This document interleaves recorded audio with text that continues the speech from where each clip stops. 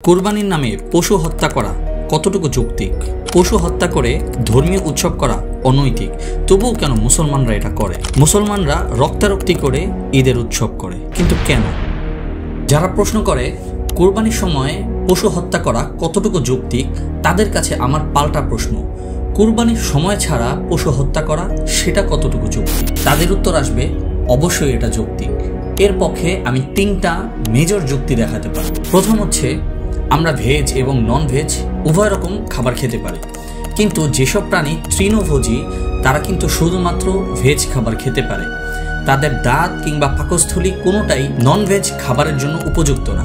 আবার এদিকে যারা মাংসাশী প্রাণী, তাদের দাঁত এবং পাকস্থলী সেগুলো ভেজ যেসব খাবার আছে সেগুলো খাওয়ার জন্য উপযুক্ত না। কিন্তু আমাদের দাঁত এবং পাকস্থলী দোনোটাই ভেজ এবং নন ভেজ উভয় খাবার খাওয়ার জন্য পারফেক্ট। তাই নন ভেজ জাতীয় যেসব খাবার আছে সেগুলো খাওয়া যৌক্তিক, আর এটা যদি যৌক্তিক হয় তাহলে পশু হত্যা করাও যৌক্তিক।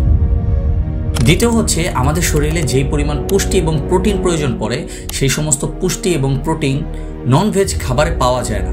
সেসব পুষ্টি এবং প্রোটিনের জন্য অবশ্যই আমাদেরকে ভেজ খাবার খেতে হয়, তাই প্রাণী হত্যা করা যৌক্তিক।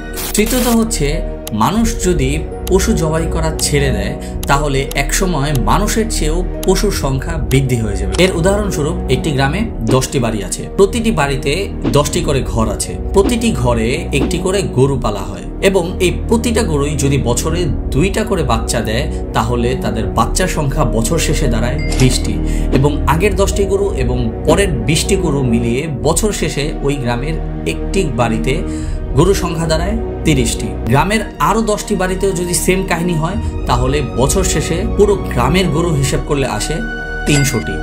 এভাবে যদি 5 বছর যায় তাহলে মোট গরুর সংখ্যা দাঁড়ায় 1500। অথচ একটা গ্রামে এত মানুষও কিন্তু কখনো জন্মগ্রহণ করে না। তাহলে অবশ্যই বোঝা যাচ্ছে যে পরিবেশের ভারসাম্য রক্ষার জন্য হলেও আমাদেরকে পশু জবাই করতে হয়। কুরবানির সময় ছাড়াও যদি এসব কারণে পশু জবাই করা যৌক্তিক হয় তাহলে তো কুরবানির সময় সেম কাহিনী, এখানে কেন ডিফারেন্ট হবে?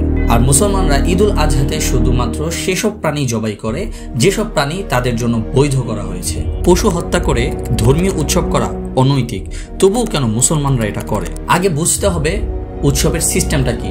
এমন না যে মুসলমানরা পশু হত্যা করে আনন্দ করার পর তার মাংসগুলো ফেলে দিচ্ছে অথবা পার্টি করে হই হুল্লোড় করে মদ খেয়ে বেড়াচ্ছে, বরং আনন্দের সিস্টেমটা হচ্ছে ঈদের দিন সকালে মুসলিমরা নামাজ পড়বে, আল্লাহর প্রশংসা আদায় করবে, কোরবানি করবে, তারপর কোরবানির অংশ থেকে গরিব দুঃখীদের দান করবে। মুসলমানদের আনন্দের সিস্টেমটা এরকম পবিত্র আনন্দ। বলতে পারবেন পৃথিবীর অন্য কোন ধর্মে এরকম আনন্দ গরিব দুঃখীদের মাঝেও বিলিয়ে দিতে বলে? মুসলমানরা রক্তারক্তি করে ঈদের উৎসব করে, কিন্তু কেন?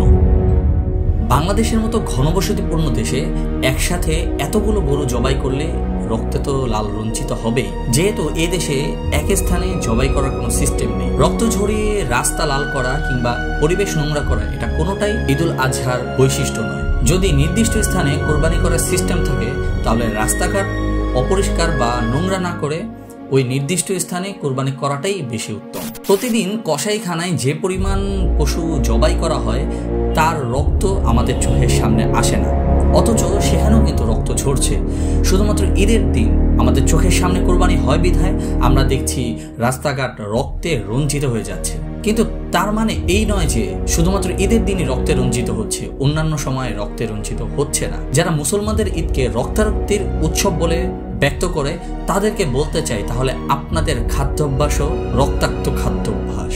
পরিশেষে যারা মুসলমানদের এই ধর্মীয় পবিত্র দিনকে কলুষিত করতে চায় তাদের জন্য রইল অনেক দোয়া, যেন আল্লাহ তাআলা তাদেরকে হেদায়েত করে।